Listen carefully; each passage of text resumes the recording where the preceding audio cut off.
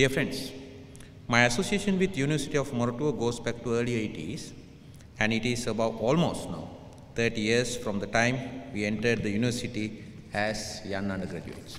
And we are now becoming senior members of the engineering fraternity of our university. Therefore, it is very much rejoice I joined the fellowship. This is one of the best traditions of our university, and we all are above political passions. Though political differences may divide us as individuals, professionals, collaboration unites. This is what the new government is keen on doing by introducing professionalism and ethics in all spheres of activity. However, I must remind you that the bringing sanity into highly disintegrated society by no means an easy task. Dear friends, Sri Lanka is now moving away from the middle income level to a higher income level, which necessitates certain basic prerequisites. We need to concentrate on a knowledge-based economy, where this era demands a mix of technology, economy, and innovation. In the recent past, the development was concentrated on service sector, such as transport and leisure industry, which are not sustainable. In the long run, what the country requires at this juncture is a sustainable economic model reinforced by an interrelated social model and an environmental model. This has to be supported by an equitable society with good governance, corruption-free, and a level playing field, irrespective of caste, creed, color, or religion. With the recent interim budget proposals, we have initiated this activity by taking steps to reduce economic burden of the poorest of the poor by way of slashing fuel prices and essential goods. This exercise has, however, the people of the lowest economic strata have gained much economic benefits out of this reduction of prices of essential goods and services.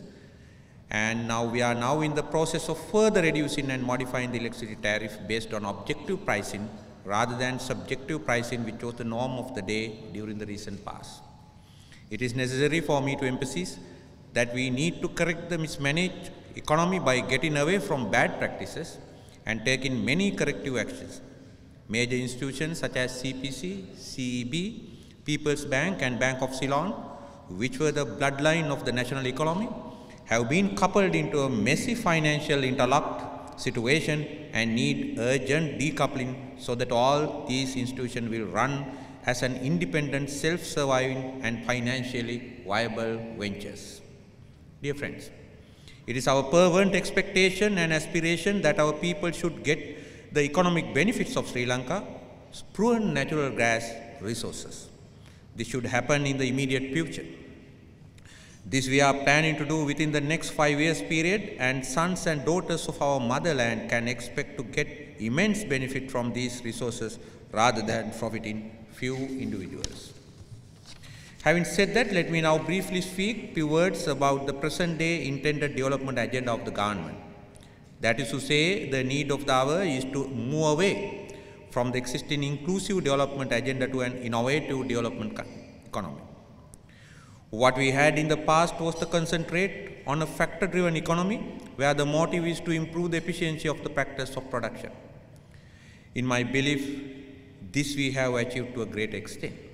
But what is now required is to focus our economic modeling on an innovative-driven economy where we need to produce innovative products and services at the global level using novel methods to make a competitive edge above others.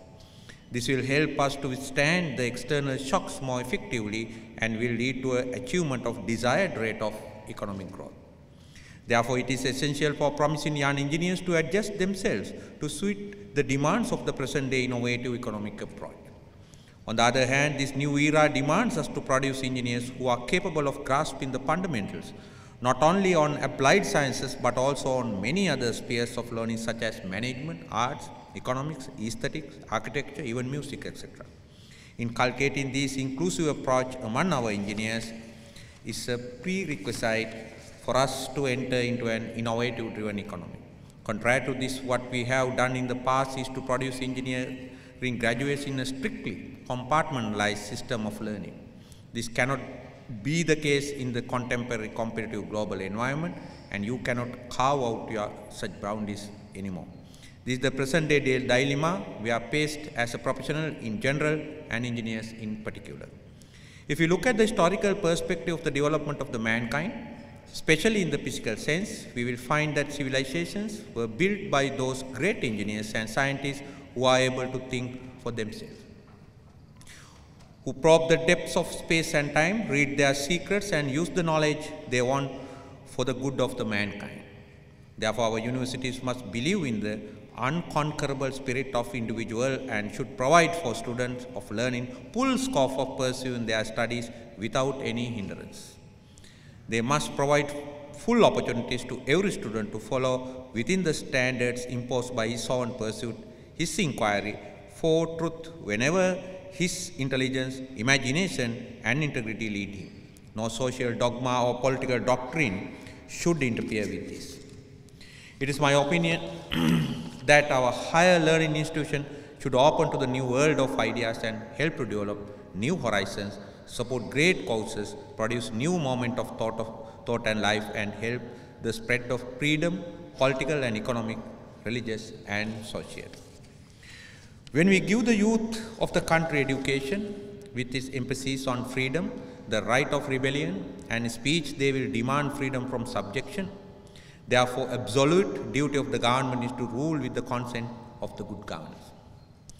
We need to establish decency, fair play and friendship in a country which has deceptively forgotten them.